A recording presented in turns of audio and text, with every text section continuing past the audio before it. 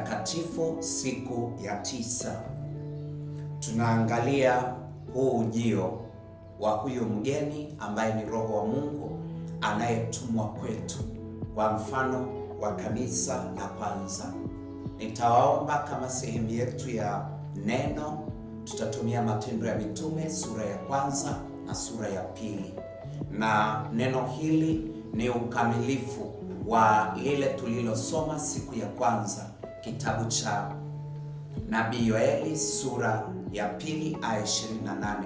Neno likisema, hata itakuwa siku za mwisho nitamimina Roho wangu juu ya wote wenye mwili. Wazee wataota ndoto na vijana wataona maono, na juu ya watumishi wangu nitamimina Roho wangu siku hizo. Yoeli sura ya 2 aya 28, 29 na 30.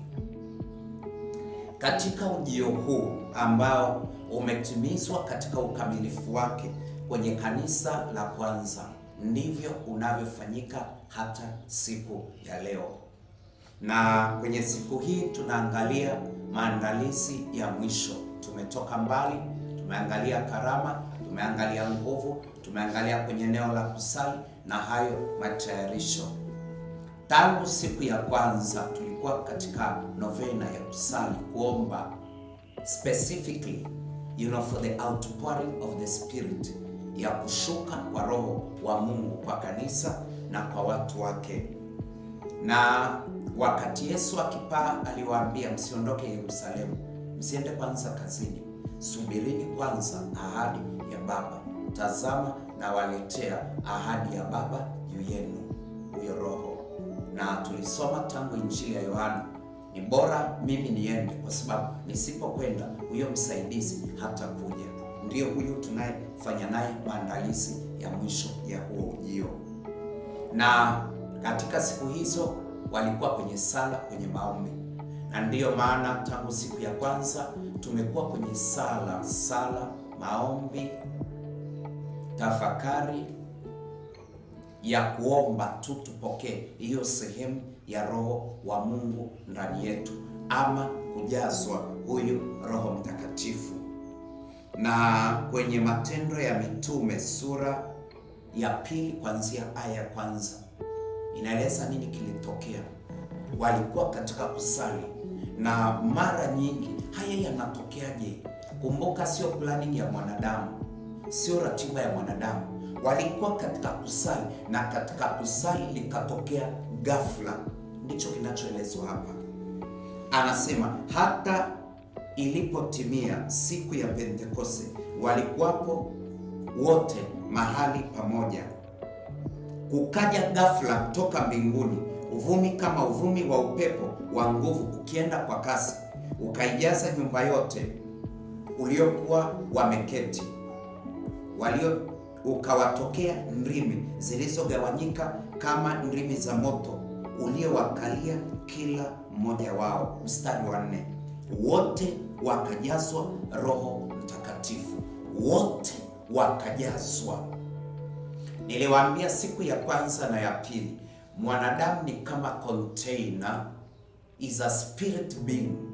Mwanadamu ni roho, ana nafsi, anaishi kwenye mwili. Aliumbwa ili ajazwe Mungu, na ndicho kilichofanyika. Wakajazwa. Tuliangalia Yesu akajazwa, Petro hali amejaa, Stefano akijaa Roho Mtakatifu. Kwa mwanadamu anajazwa, na lazima umpe nafasi Mungu katika kutujaza. Na wakaanza hivyo, na ikaanza hivyo, wakatembea. Sasa unafanyaje? Naomba nisome sehemu chache. Barua ya Mtume Paulo kwa Waefeso sura ya 5 aya ya 18. Kuna kitu Mtume Paulo ameweka wazi, ni muhimu sana katika kujaza. Sasa ninajazwaje? Maandiko anasema watu wangu wanaangamizwa kwa kukosa maarifa. Hili ni muhimu sana. Wakati gani unajazwa? Muda gani? Paulo ametumia lugha rahisi sana ya kutusaidia mimi na wewe. katika kujazwa. Na maandiko yameeleza watu waliojazwa Roho Mtakatifu kwenye Matendo ya Mitume sura ya 10, ameeleza juu ya nyumba ya Cornelius, wapagani. Petro akaja kuwahubiria. Alipokuwa akihubiri, Roho Mtakatifu akawashukia. Petro akashangaa, akasema, watu wa mataifa wamepewa roho kama sisi tulivyopewa. Walipewa kabla ya kubatizwa, baadaye wakabatizwa yeye na nyumba yake. Na akasema, sasa natambua ya kuwa Mungu hana upendeleo, bali katika kila taifa, kabila, lugha, mtu anayemcha kukubaliwa naye. Walipewa wapagani. Sasa kwenye Waefeso 5:18 mpaka 20 anaeleza kitu cha ajabu. Anasema, tena msilewe kwa mvinyo ambao mna ufisadi, bali mjazwe Roho. Huo mstari ni wa ajabu. Tuweke hivi kakusaidia. Mtu analewaje? Ukisema nataka nilewe, aidha yuko nyumbani, yuko kwenye maeneo yanayouzwa vinywaji, analewaje? Halewi kwa kunyweshwa mdomoni, halewi kwa kuwekewa na mashine, analewa kwa kunywa peke yake kabisa. Anamimina chupa ya kwanza, ya pili, ya tatu na kuendelea mpaka analewa. Na Paulo anatumia huu mfano, msilewe kwa mvinyo, kwa sababu kwenye mvinyo anakunywa peke yake. The same way, kama na ni wakati gani mtu anakunywa? Wakati wowote. Anaweza kulewa asubuhi, anaweza kulewa saa 4, anaweza kulewa mchana, jioni, hata usiku wa manane. Na the same way kama mtu anavyolewa, ni kwa namna hiyo hiyo unaweza ukajazwa Roho Mtakatifu. Na akaeleza mstari wa 19, mkisemezana kwa zaburi na tenzi na nyimbo za rohoni, huku mkimwimbia na kumshangilia Mungu mioyoni mwenu. That's the system, the easiest ya wewe kujazwa. Lazima ujitengeneze haya mazingira. Kama mtu anavyokwenda kachukua chupa ya kwanza na ya pili, the same way lazima uzemezane kwa zaburi la kwanza, tenzi na nyimbo za rohoni, mkimwimbia Mungu na kumshangilia mioyoni mwenu. Hiyo ni mazingira ya rohoni.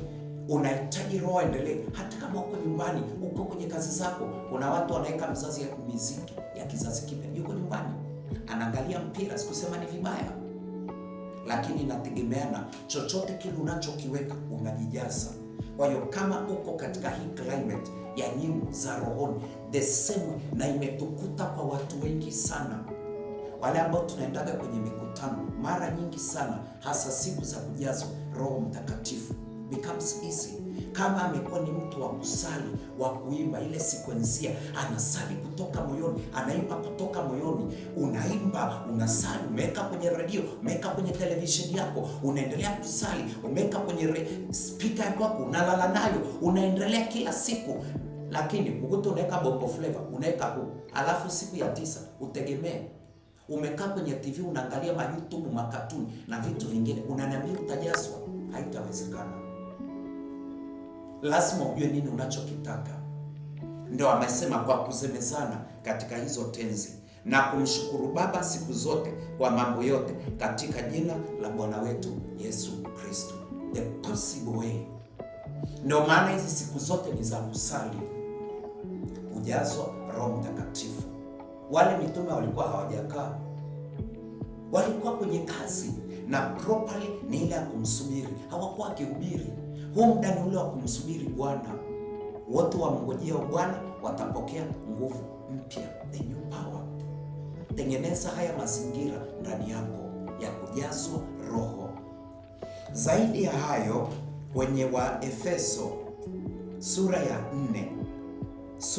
4 kuanzia aya ya 17 hadi ya 30. Waefeso sura ya 4 kuanzia aya ya 17 hadi ya 30. itakusaidia sana katika maandalizi haya, namna ya kuenenda. Na kumbuka, hii inatakiwa ifanyike tangu siku ya kwanza, namna unavyoandaa moyo wako kwa ajili ya hilo miminiko la Roho Mtakatifu. Ameeleza sana, msienende kama mataifa katika ubatili wa nia zenu, bali mjue ni nini yaliyo mapenzi ya Mungu. Na akaeleza mstari wa 22 wa Efeso 4, anasema mvue kwa habari ya mwenendo wa kwanza na utu wa zamani unaoharibika kwa kuzifuata tamaa zinazodanganya, na mfanywe wapya katika roho ya nia zenu, in the spirit of your mind. Mstari wa 23 wa 24, mkavae utu mpya unaoumbwa kwa namna ya Mungu katika haki na utakatifu.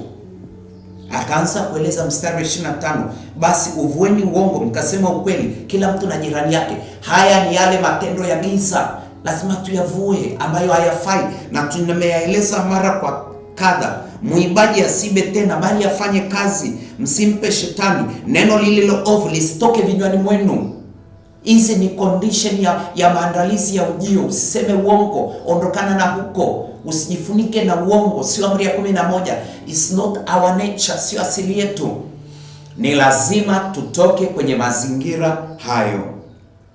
Mstari wa 30 anasema, wala msimhuzunishe yule Roho Mtakatifu wa Mungu, ambaye kwa yeye mlitiwa muhuri hata siku ya ukombozi. Ni ile siku uliyopata kipaimara, ulipowekewa mikono na baba askofu mkuu ama paroko ama padri, uliwekewa mkuu. Ndio hiyo siku ya muhuri wa Roho Mtakatifu. Na ile siku ya ubatizo, ulipobatizwa kwa jina la Baba na la Mwana na la Roho Mtakatifu, ulipigwa huo muhuri. Kutoka kwenye ubatizo tukapewa nafasi tatu ya ukuhani, ya nabii na ya kifalme, na tena kuimarishwa kwa sakramenti ya kipaimara, askari hodari wa Yesu Kristo. Ndio hiyo anaosema msimhuzunishe, ambaye kwa yeye mlitiwa muhuri hata siku ya ukombozi. Ni kwa sababu tunaongea vibaya, maneno mabaya, mawazo mabaya, na kwa sababu hiyo tunachafua mioyo yetu. Mstari wa 31, uchungu wote na ghadhabu na hasira na kelele na matukano yaondoke kwenu, pamoja na kila namna ya ubaya. Ukawa unatembea na hii hali ya rohoni, basi yule Roho anaishi ndani yako na utatembea katika Roho. Ni mazingira hayo. Waefeso 5:18 na 19 ameeleza, mkisemezana kwa tenzi na nyimbo za rohoni, huku mkimwimbia. Tena mkisemezana kwa zaburi na tenzi na nyimbo za rohoni, huku mkimwimbia na kumshangilia Bwana mioyoni mwenu. Fanya hivyo kila siku. Zama hasa kipindi hiki, usiombe vitu vingi sana. Tunajua binadamu na mahitaji mengi. Tunaloomba kwa hizi siku maalum, Bwana nijaze na Roho wako, Roho Mtakatifu nifungulie ile karama ulionipa. Najua sikuja tasa duniani, ulinipa karama. Bwana, uliweka nini ndani yangu? Ndicho tunachokiomba, kwamba Roho wa Mungu afungue ndani yako ile karama aliyokupa. Omba kwa imani. Omba kwa imani. Yakobo anasema kama mtu wa kwenu amepungukiwa hekima, aombe kwa imani. Baba ambaye ndani yake hakuna kigeugei, ambaye huwapa wote, lakini akiomba aombe kwa imani. Akiomba kwa mashaka ni kama mawimbi yanayopeperushwa na upepo, hatapata kitu. Kwa hiyo niwaombe sana, ni imani, kwamba uamini kabisa na mimi ni nyumba ya Roho. Ukitilia shaka, manake huna imani na Mungu, kwamba Mungu anawapa wengine Roho Mtakatifu na mimi hanipi. Ingia kwenye tenzi, nyimbo za rohoni na zaburi, huku kimwimbia Mungu katika moyo wako. Lakini hakikisha umeungama, umeondoa yale makando kando, umewaondoa watu moyoni mwako. Kwa nini? Kwa sababu moyo wako ni ikulu ya Mungu. Usiingize huko chochote. Ni nyumba ya Roho.